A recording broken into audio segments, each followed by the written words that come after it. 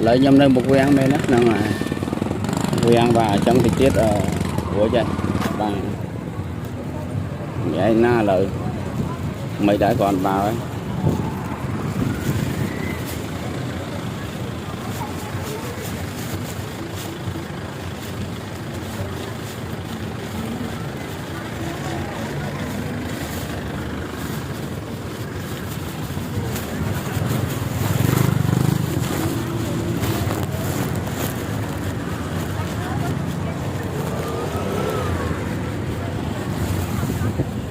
Của lỡ ấy là một vé để mà đào lấy mày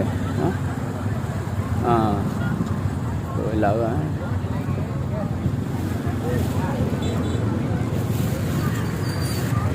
nó này nó ngày xanh đó này xanh nó